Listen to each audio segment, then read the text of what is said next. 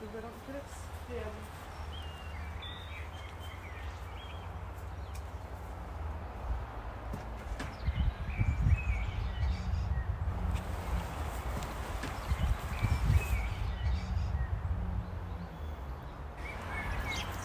This is Honesty, a lunaria that would be in your Christmas buckets.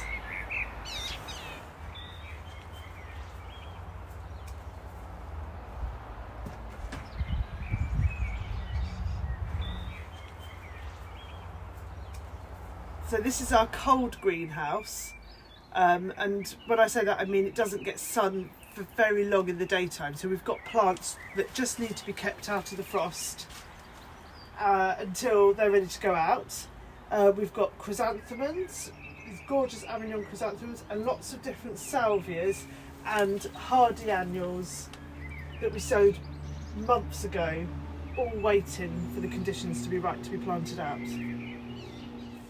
I mean, these are well ready to go.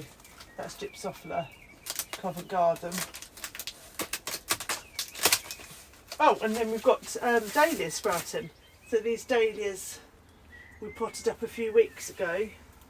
We told you about them, and then these are gorgeous perennial poppy cuttings that we took last autumn.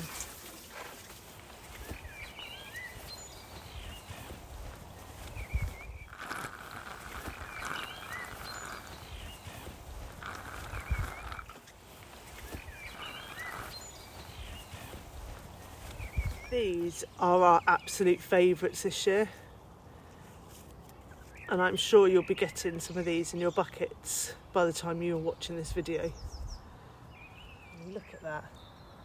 Oh!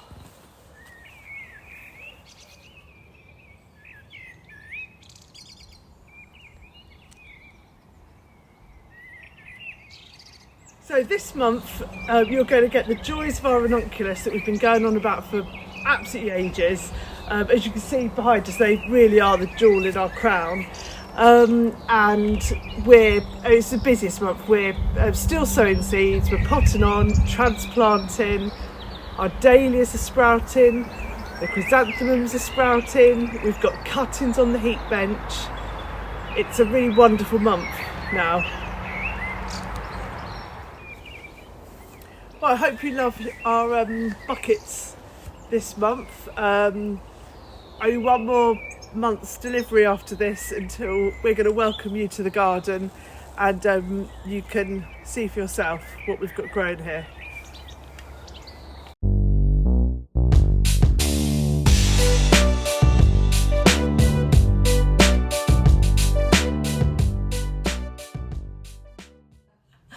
Hi and welcome to another month of your Year of Flowers, and it's exciting. We're here. The garden, the flowering season is here after a long, quite cold spring, and this is, I'm at that point and I'm excited because I've just walked around the gardens and I've just cut a smattering of flowers to do this month's arrangement with, and I have to confess that I still kind of get like a slightly childish sense of naughtiness when I walk around the flower farm and snip the beautiful flowers that we've got for you this month. And yeah, pinch myself that I am privileged enough that I get to do this for my job. So we're going to do my favourite kind of arranging this month. We're just going to take a random assortment of beautiful flowers and twiddly bits and grasses and foliage, and we're going to make a really lovely natural loose bowl arrangement, a compote arrangement. So I'm using the footed bowl that you received earlier in the year, and again I've got the Kenzen. I've just laid that in the bottom of the bowl, and a little frame of chicken wire just tucked over the top, just to really give me that lovely sort of secure foundation, which means I can put my flowers in at whatever angle.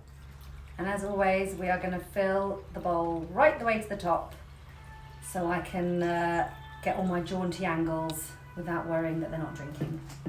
So to begin the bowl, I am going to work with this lovely bit of, I think it's trailing jasmine, or maybe it's honeysuckle, that's, you know, just at that really lovely early stage. I've sort of unwound, if I can show you, a clump of it that was all growing, twisted together in this I love this stuff, in that lovely kind of twisted vine.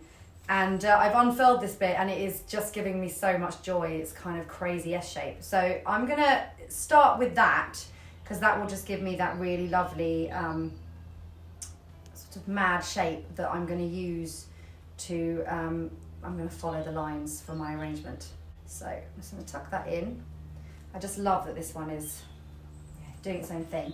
And then I've got some other really, really lovely bits of foliage this week. The really gorgeous kind of like dark tones on that.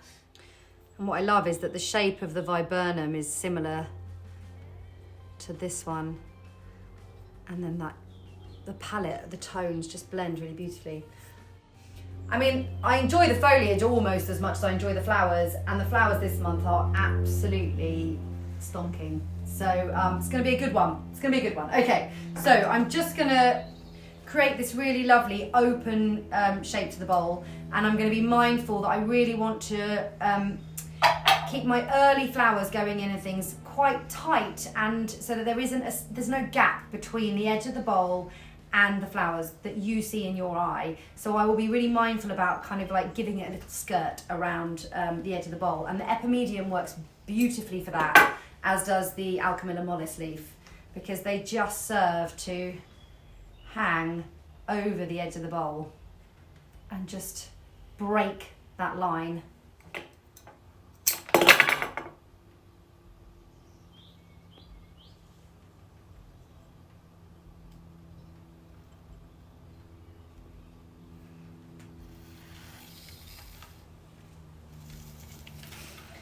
And again, I'm doing a front-facing arrangement, but I'm not going to neglect the back. It's not going to be, you know, all up at the front and nothing at the back. I do still want to have kind of a sense of perspective coming this way, because it just adds so much depth to the arrangement.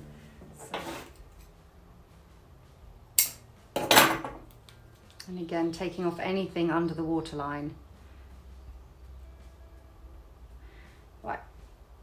So I've created sort of quite a nice 360 shape, and I will probably add more foliage in. I just wanted to create that kind of nice loose open bowl shape to begin with.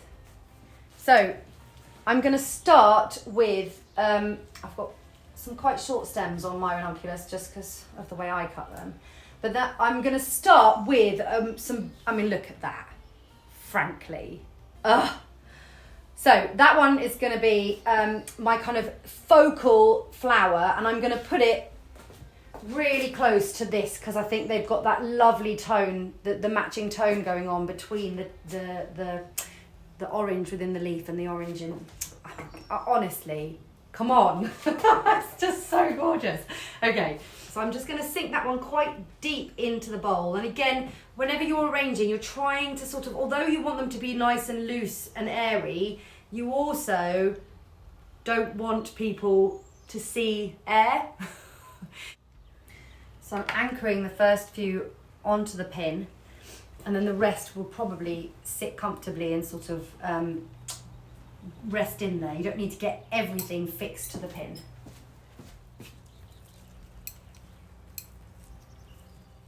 Now, I always have a sort of almost sacrificial flower, which helps create that sort of sense of depth in the bowl and openness, but which tends to have to sit quite deep and almost gets a little bit lost in the arrangement. And I do often feel bad about that, but it does just create the most amazing movement within the bowl.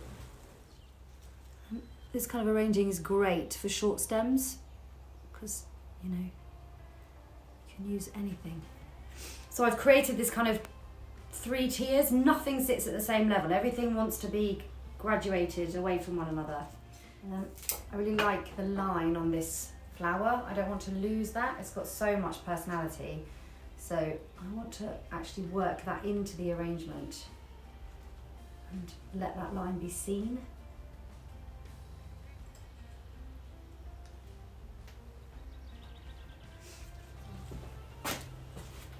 So I've gone in with kind of a start of my focal flowers, and then I'm going to start layering up with what I call gestural flowers and filler flowers, which will hopefully fill in the gaps, provide a bit more movement. I have got more ranunculus, and I will add them later, but I'm just going to kind of continue the flow for a little while just before I start adding more of that.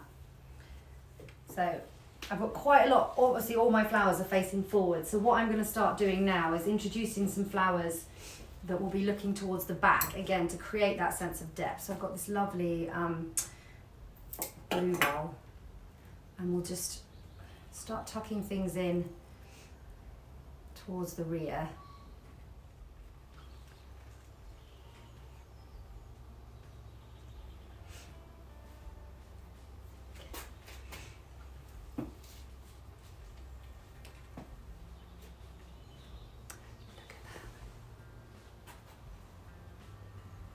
I felt almost naughty cutting this one. So pretty.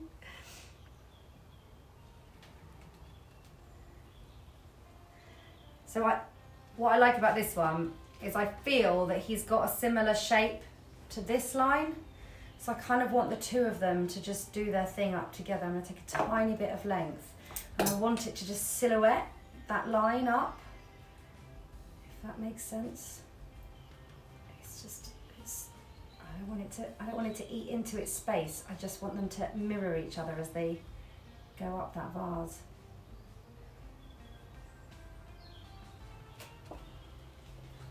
So as I look at it now, I actually, you know, it's got this lovely sort of fullness at the front, but I'm really feeling this lack of flowers around the back. So I'm going to sort of spend a little bit of time focusing on just pulling the eye back this way and making sure that it's not just a completely front-facing vase.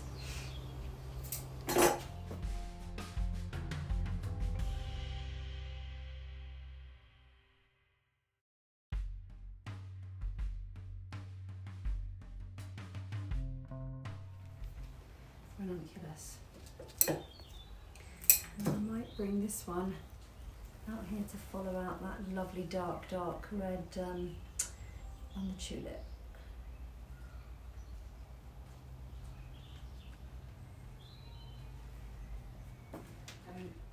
You know, my eye is drawn to immediately one area where I think that there needs to be a flower, and it is here in this gap right here. Don't know if you can see that when you look at it. But that to me is screaming out for me to put something. So I am, and it needs to be quite a big flower, I think, at this point. So I think I'm going to put my lovely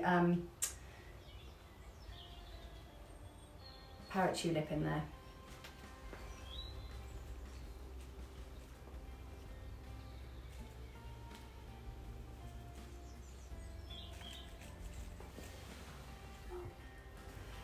Nice, I like that. Oh, I like that. I like that comes up this way. I like that the you know, it's an unexpected introduction of blue. Yeah, feeling that. But I'm not done with the blue, because we've also got the lovely forget-me-not. And I'm going to use that as fillers, you know, as that kind of like little gestural points tucked in throughout the display, just to really break up the kind of heaviness of the red and the orange. I am going to bring a little bit.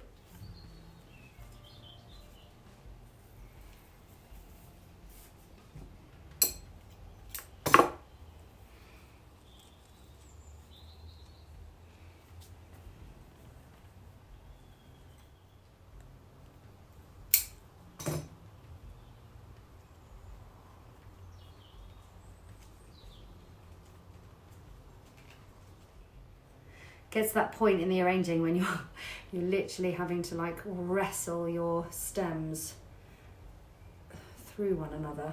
But right, where am I going to put my epimedium? Fine stems, these kind of gestural flowers. They're brilliant because you can just weave them through those initial focal flowers. You know, it doesn't. And it does feel, you know, almost natural that they would sneak their way out through the flowers in that way. And there we go, a flower filled bowl with the best we have in the cutting garden at the moment.